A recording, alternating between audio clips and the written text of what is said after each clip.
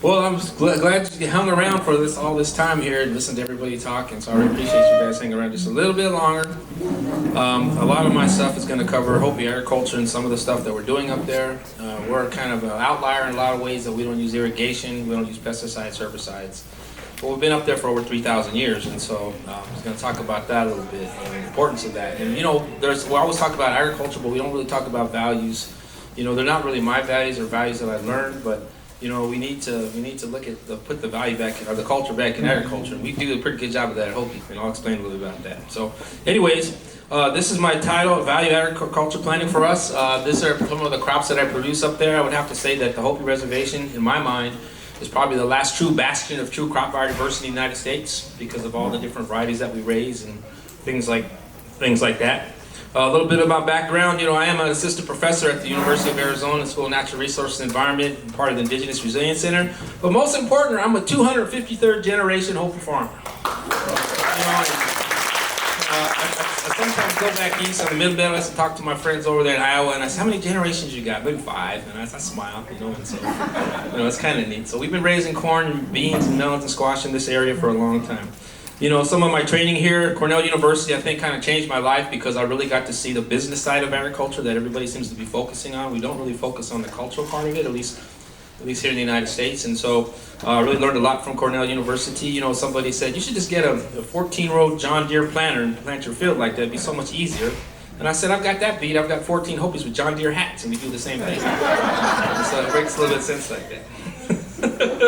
And so when I talk about the importance of culture identity, this is my slides aren't moving on this thing here. Is it up here moving? Oh, okay. So we're right. Okay, so we're right here. Okay, so this is how come it's not moving still?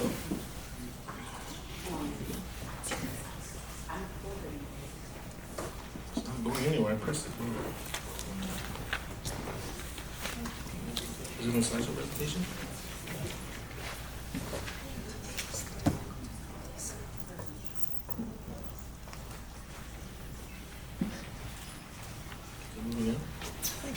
Okay, so there's my beautiful picture, so we'll pass that one.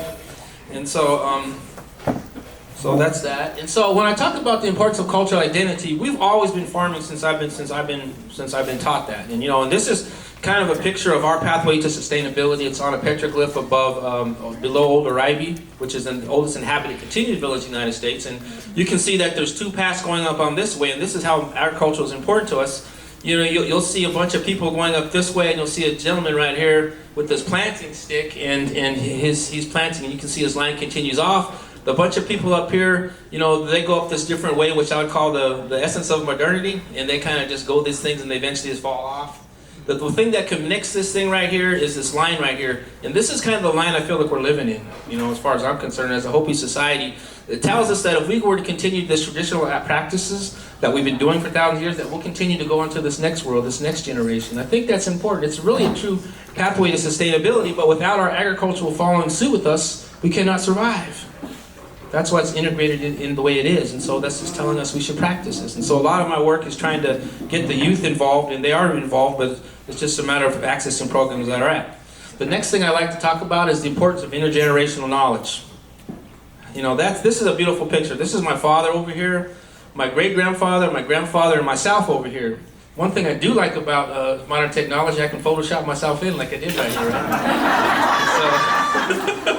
And so, I got 4 generations of Hopi farmers there at least, and so that's the important part. So I think that's important because, I learned all the stuff that I did from my grandfather and his father and so forth. And so it's that whole concept of keeping the traditions alive and things like that. So, traditional ecological knowledge, there's a lot of that stuff, but, I like to call it the things my grandfather taught me. Let's keep it simple. There's a lot of good programs out there that incorporate TEK. In fact, TEK is now classified as a science. One of my obstacles that I was doing when I did work for NRCS as a district conservationist was trying to get these same conservation techniques validated, but they weren't because they didn't have scientific validation behind them, even though they were 3,000 years old. But that's started to change now. NRCS is incorporating some of our practices into their thing.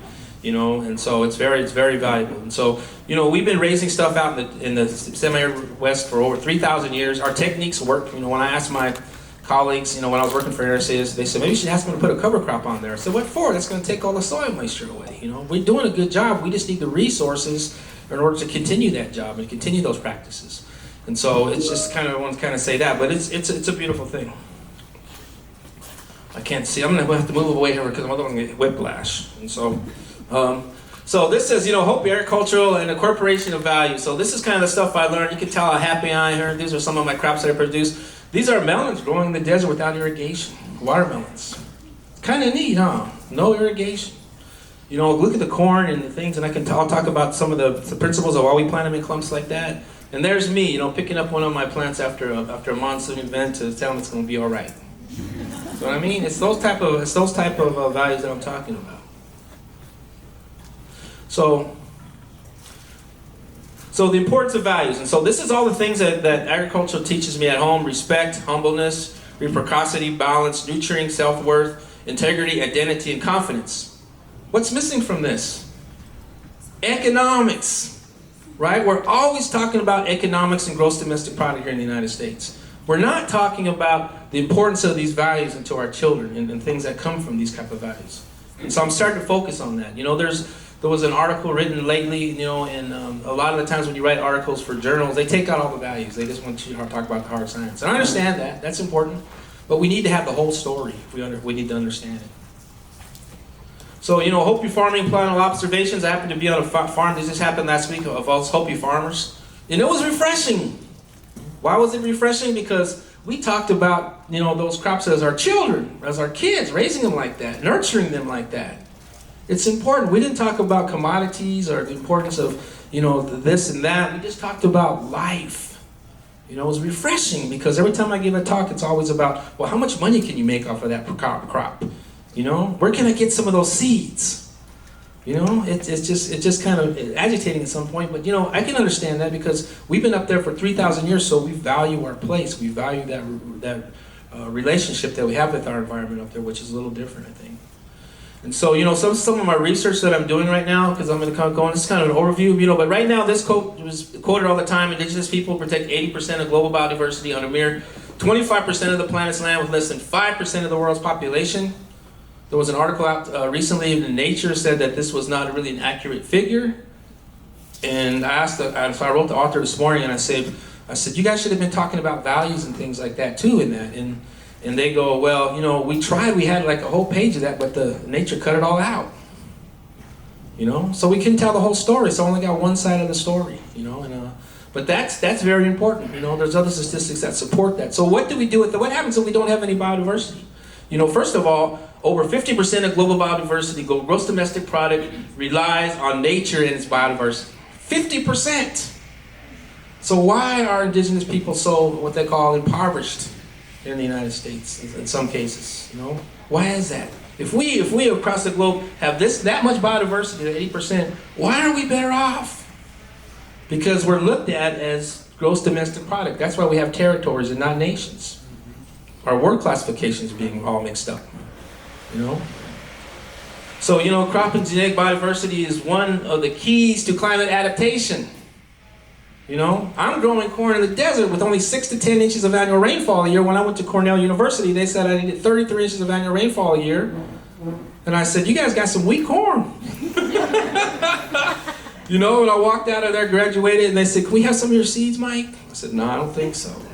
And so, it's kind of neat like that. But it gives me a chance to bring some of this to the University of Arizona. This is I've got an experiment coming on, and I'll talk about that, to try to look at the nutrient density of these crops, because I think they're very nutrient dense, and they're healthy for you, because they come right from the ground. So Western crop models to primarily focus, in my mind, they only focus on the major ones: maize, soybean, rice, wheat, cotton, and sugarcane. That's it. Where's the thing for everybody else? A lot of the funding that we do in our federal programs does support, a lot of times, corporations. There's a myth of the small farmer out there, but where's the small farmer? Probably sitting right here. And how much help do you get from the federal government? You have to think about that. So we need to change the system a little bit, but we need to change the narrative. So, without biodiversity, we can not have true sustainability. Does anybody ever understand that? If we all look the same, it wouldn't be that good. You know, unless of course you look like me, then it'll be a beautiful world. No, I'm just saying, so it's kind of like that, right? And so, you know, without true biodiversity, we cannot really have, say, sustainability. So the work that we do, the work that I do, is trying to increase that more, you know, and get the data, because unfortunately everything relies upon data in this country. You know, it's not just a smile on a child's face, which is important, but it's about how much data can you have to get the federal government, to get the Congress to change this, and things like that. So nurturing of biodiversity, Old Tenille. Now this is something I'm proud of. These seeds right here were collected out of Glen Canyon before it was Big Pow. So they're over 800 years old. I was given these seeds. So this year I planted them, you know. Look at that. Two out of the 10 that I planted came up. They have memory, you know. Look at I've got, now I started to cage it because I want to make sure the crows don't get it. And now look at it. Now it's got ears on it. 800 years later. And I don't need $1 billion seed bank like they have in Sweden. I just need a lot of love and nurturing, right? That's what makes the biggest difference. Love and nurturing. You know, so it doesn't matter what type of garden, whether it be urban, out there, or whatever is conventional. If you're out there talking to those plants, appreciating those plants, you'll have the benefits. Those plants are just showing me their love, you know, when I'm done. You know, it sounds kind of weird, you know, I kind of sound a little philosophical, but, you know, I really think it believes it. I really believe that stuff. And so, you know, biodiversity in place leads to climate adapted plants. Now this is during a drought too, but look at that plant thrive in this area right here. You know, that's true corn. Why is it planted in clumps like this? Well, for a number of reasons. The spacing's way far apart because it's all about conserving soil moisture. It's planted in a clump like that so it protects itself from any blasts of monsoons or microbursts. And it also prevents itself from predation because the crows can pop the outside but they can't get the inside ears. You know, when that's done, it's knocked down, and then the snow that drifts across the field, it collects on these leftover residual, and the following year we plant between those rows. You know, one thing like this does 7 things. You know, now is it economically efficient? No, it's not. You know, but I'm not looking for equity. I'm looking for quality. You know, I want to focus on quality rather than efficiency and quantity that we do here in the United States when it comes to our market system and our agricultural system. You know, will that be good for us? It'll be healthy for us. Will it make people a lot of money? No, it won't. You know, but going to a presentation today, you know, I was listening to all the diseases that we have, you know, because of the food that we eat, the processing food that we eat. You know, this doctor was telling us all this stuff. I'm like, wow, man, I need to leave my potato chips alone. So it's kind of stuff like that, right? And so, you know, place-based adaptive management techniques, you know, this is like, we're always talking about soils. Well, how can we stop soil erosion? Well, we plant in areas where it's conducive to catching the runoff. So that's after every monsoon rain, we have all that new soil being brought in there. We don't have to rotate our crops. You know, how do we do that? Because we have 3,000 years of observation, so we know where to plant. We know our soils. I can tell by the vegetation in the springtime whether I'm not going to have a good crop or not. Sometimes I know I'm not going to have a good crop, but I plant anyway because that's what my faith tells me to do, and there's the value. Plant anyway, you know. So, you know, Hopi is one of the few places I know where corn is raised to fit the environment and the environment not manipulate it to fit the corn. Does that make sense? Our crops? Because we're using NP and K. Does everybody know what NP and K stands for? Nitrogen, phosphorus, and what's the other one stand for? There you go, see?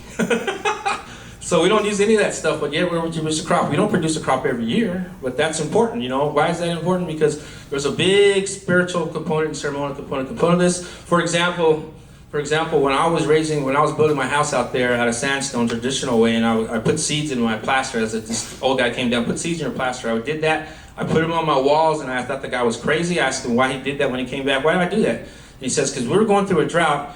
We always wanted to remember we had food in the house. See that? See the connectivity to the mental and the spiritual component of that? It's a beautiful thing. Not only are we planning stuff for our physical bodies, but we're also planning stuff for our spiritual essence of what we do. That's why it's so important. You know, biodiversity leads to true food security. You know, for example, this is our Hopi sweet corn. Doesn't look like much. It's been roasted in this pit right here. But because of the dehydration process, you can I've had this where this corn is 40 years old, and I just boil it and it pops right back up again because it's not water fed. You know, it has tons of nutrients, and just there I go, have it 40 years later. That's real food security. We only talk about like the store running down the street that's only been 2 years old. You know, this is it right here. And I'll get into more of the stuff about some of the policy changes that I'm making, but you know, it helps to benefit indigenous farming practices. You know, it helps reduce obesity, reinforces family, environmentally friendly, increases the concept of sharing. You learn to have a real respect for the land. Again, of all these benefits, economics is not one of them. You know, it's all about cultural survival. Policy, creating opportunities for others. That's a lot of what I do at the University of Arizona. I try to bring things back up to toward equity levels. Like the National Nutritional Survey, that's a big thing that determines our diets.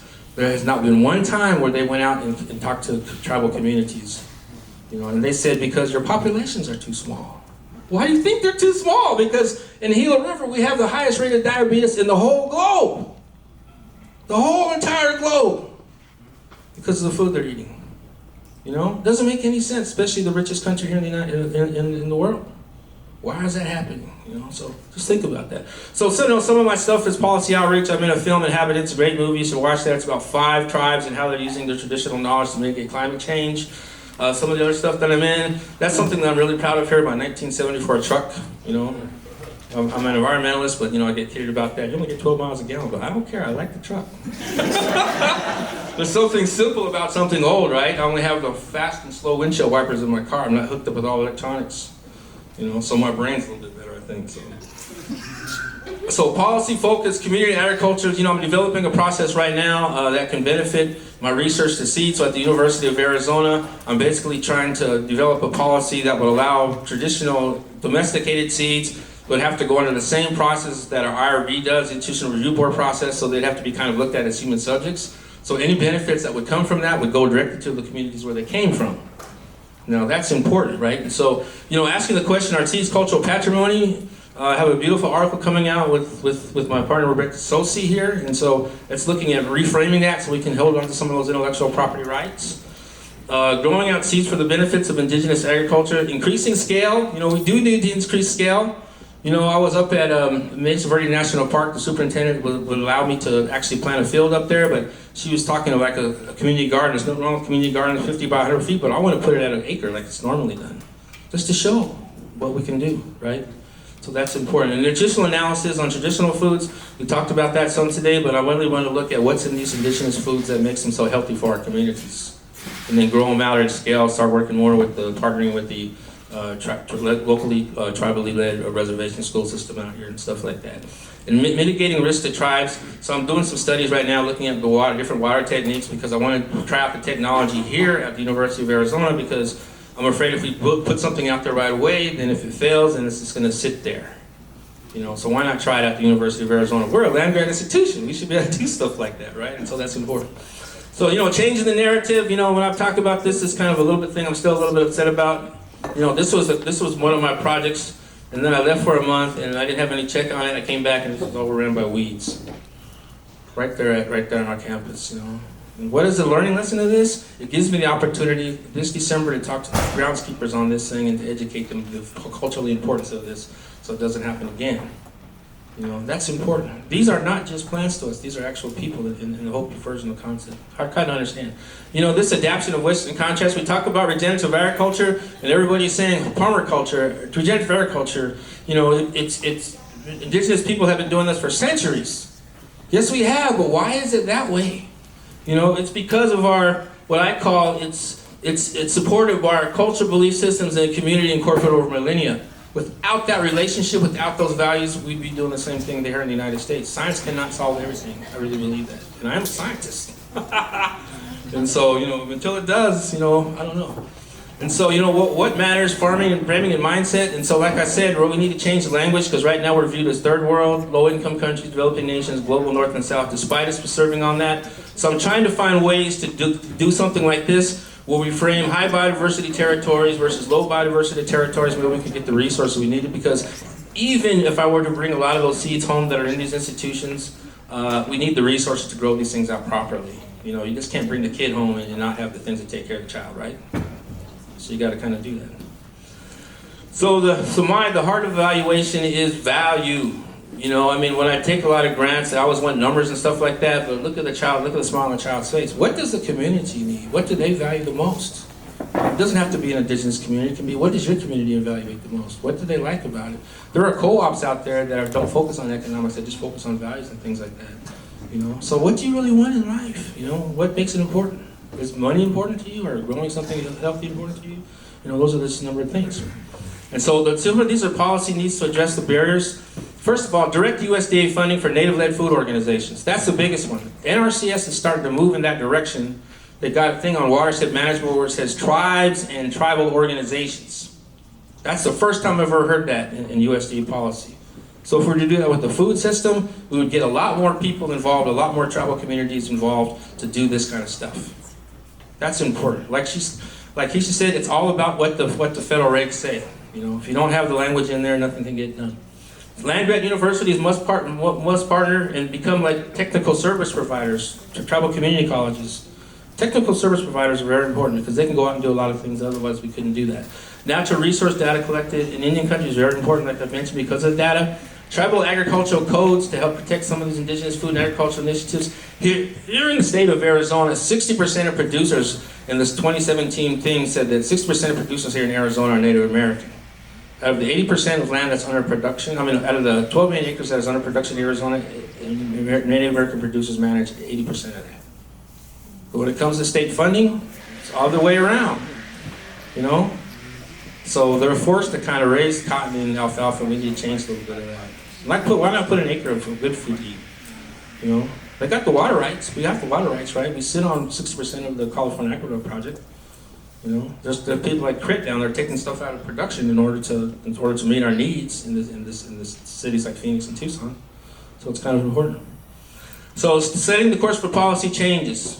You know, first of all, this thing right here I worked on called Reimagining Native Food Economies. It's a beautiful document. It's about a $3 billion price tag on that, but it would put food hubs, processing centers in reservation communities. It would help also the non-union because they would be able to have to transport stuff lesser than what they have to do, especially like things like the cattle industry that have to ship, a lot of them have to ship their cattle way over to California. By the time it gets there, it's already lost its value, some of its value. So why not put it in the backyard? My God, you know?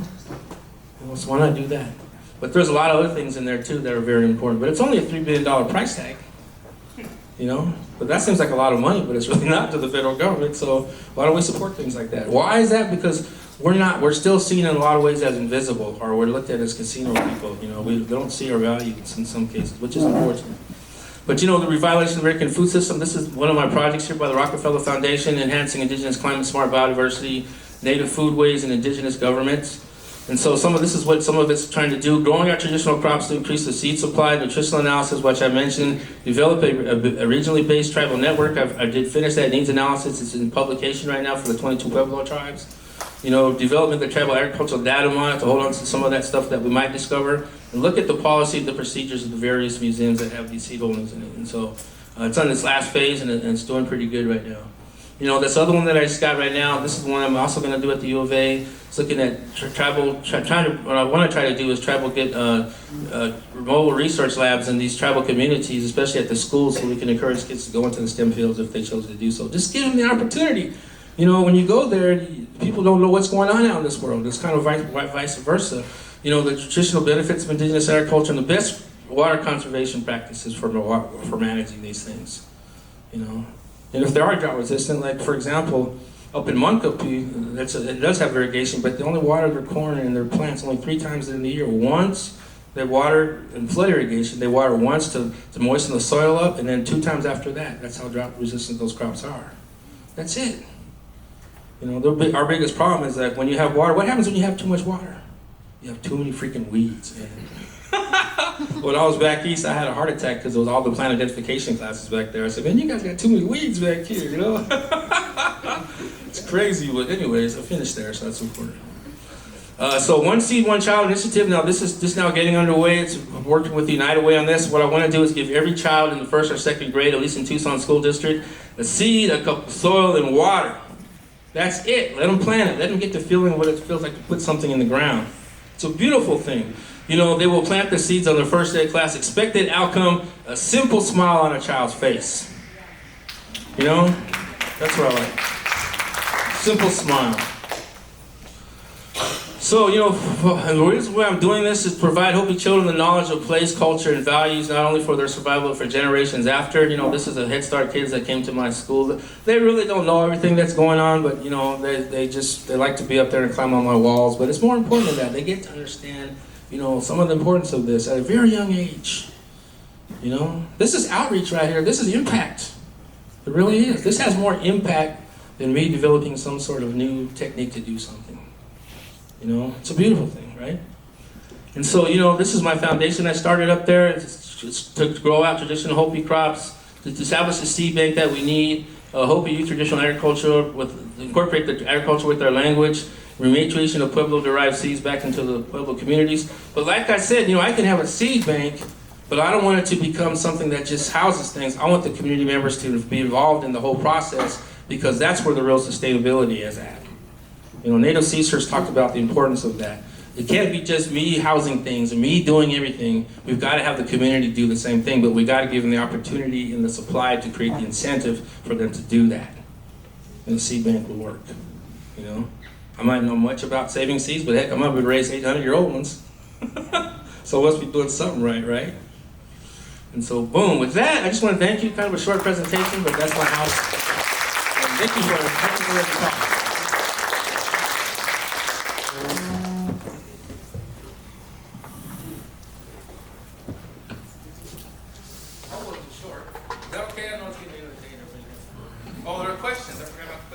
Please, if you get a supply of some of those spectacular drought-tolerant varieties of corn, bean, squash, please let Iman know, and we can distribute those among the growers who are just really interested in shifting into more of a resilient practice of trying to keep the food supply going with less water. Yeah, that's doable, but right now I'm really focused on just my own community. That's important. But we can do it though. We can do it, but we just need to focus on the communities at hand, I think. But I really appreciate that. I think, everything that we do it's not going to solve everybody's problem. Even traditional ecological knowledge. A lot of this is place-based. So what we raise at home might not necessarily grow well down here, like I heard today. It's too hot. But it doesn't stop you from at least learning something, right? And it's important. It's very important. And carrying on your Exactly right. And just getting the public support to do what we're doing, that's the most important thing. And we can tell our customers these are indigenous varieties. Exactly. How exciting that would be. That would put a smile on their face. Well, I appreciate that. Appreciate that. Any more questions out here? Okay, go ahead. I have a question about economics of, we work at Native Seeds with a lot of young Native farmers who are growing traditional crops, and they're not doing it for economic reasons. Like you said, they're doing it for cultural connection, continuity. It's what makes sense. Mm-hmm. But there's cell phone bills, there's gas for the car, yes, there are. Yep. for the truck. Yes, there is. And so we're trying to figure, that balance of how do you support farmers economically in traditional farming? Well, Now, one way would be there's those food hubs or places where that food is staying within, but I'm just curious your thoughts. well, I would like to see more subsidization for small farmers like us. That's something that's missing in this country. We don't subsidize the small farmer enough. Our biggest issue on Indian country is just the classification of land. We have to have title to the land, and a lot of producers don't have that on the Indian reservation. So that puts a dagger right there. And so, but that's what I mean by put direct funding, finding ways to change congressional legislation so that like people like NRCS and FSA can actually do that and not having that many questions. And so that's the biggest barrier is land tenure. That's always the biggest barrier, not only in the United States but across the globe. And so that's what I would do. I'd figure out ways to subsidize that. So we'd make it, but when you're talking like EQIP programs, like for example, a lot of good funding, even if it's a 90% cost share, a lot of that's for private property. So they have a huge investment in it. And we don't. A 2,000 acre fence will lead you more in your return than a 1 acre fence, right? And so it's just trying to figure out some of the stuff. But my main concern right now, Andrea, is just to get the children to plan and get familiar with what we're doing. And the economics can come, but right now it's not. But just finding programs that give us the opportunity to do something rather than just no opportunity at all. And so, yes. I was just wondering how you feel about the fact that, what we mentioned with the funding of these small farms and whatnot, and how in the same regions there's these new initiatives to reimburse ranchers for cattle loss up to $15,000 per cattle lost due to gray wolf predation in northern Arizona, and that even falls upon like White Mountain Apache Reservation. And how do you think it would be to where reimbursements for also, farming and like the cost of that in small scale would be able to be also given and create more of a fair. I mean, equity distribution? Yeah, I think that's possible, but again, it's the federal regs that we got to change to do that. That's why the political support's important. I mean, my God, I've had crop failure a number of years in my life. I could have been a rich man by now. Yeah. But I don't have the data. See, that, like if you look at the National Oceanic Atmospheric Association Science or whatever they are, they don't have hardly any weather stations on the reservation. So it's hard for us to pull data to participate in some of these drought programs. Now, why is that? Because it's always heard that, well, the tribes are sovereign nations. They can determine their own thing, which they can. But we're still wards of the federal government. All land that's Indian country is basically property of the U.S. government. Regardless of what anybody says, that we are wards of the federal government. That's the law. And so, as a ward of the federal government, we need to take care of these people in some way, right? And so, it's just equitable, but it's just you got resistance all the time, and so you just try to make your case and see what happens. I don't really sleep at night, but I can see that. Like I said, if I were to say every time I have a crop failure and I have only an acre, maybe that's only $100, but that's still $100 to put into gas, and electricity, right? It's not that much. So, anyways, thank you. No, the weather stations aren't there because it's from what I understand, knowing them, that there was legislation that was written. They actually back in 2010 they removed any money that would go to reservations because they said they were saying that the tribes have sovereign status. They have to invite us on there, but they don't even go out and outreach and communicate with them. And so you have these big pockets of non-data on throughout the country. If we were to overlay a map on Indian reservations and the weather stations that are out there, there would be hardly anything out there. So how do you do if you don't have the data? But that's just the way that's the way this operates sometimes. The outreach is usually pretty poor by most federal agencies. Well, I wonder about the same thing in terms of when one of the previous speakers was talking about 4 people requesting the services. I think it might partly because people don't know about it. That's right.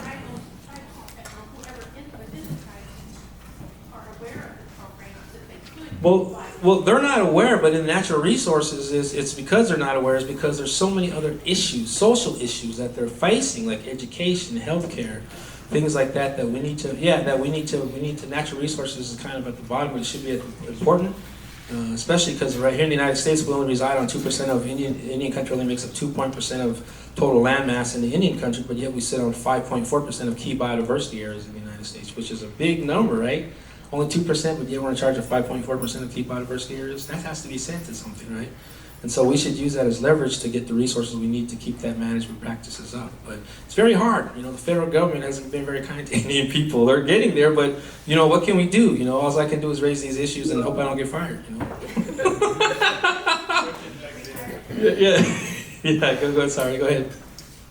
You were saying, and maybe I understood wrong. You were saying that you worked at NRCS at some point, and you were interested in bringing up some of the indigenous practices to be part of the conservation practices. I wonder if you can speak a little bit more what your vision was for that and how that could become something that we plan for the next 10 years. Well, my vision was that all of our water conservation, soil conservation techniques would be validated, but they wouldn't have the same language on that, but to allow us to basically use those ones and get subsidization from that. But because they weren't scientifically validated, they weren't part of those 213 natural resource conservation practices, they just didn't accept that. And so that kind of put a thing in there. And so, but that would have been my vision to do that, and to also have people come on to learn from indigenous people, not just Indians and Indians, but Indians and non-Indians. I think that's the biggest thing that I'm working for, is to have that cross collaboration.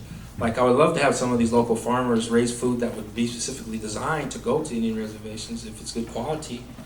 So you're helping each other out, right? That's part of the values. It's all about about reciprocity and sharing things with each other, getting to know each other. That's the most important thing for me. I'm not that controversial because I pretty much get along with everybody, but I do have my own values. But I think it's important that we at least talk to each other, we at least communicate with each other instead of wondering what's going on. That's the most important thing for me, is just to talk to each other. And unless we do that, it doesn't work. I have a partner and a girlfriend. If I didn't talk to her, what do you think would happen? So it's about that. So it's communication. you know, and so that's what it's about. So I'll leave it at that. So thank you very much for letting me come. I appreciate it again. Thank you so much.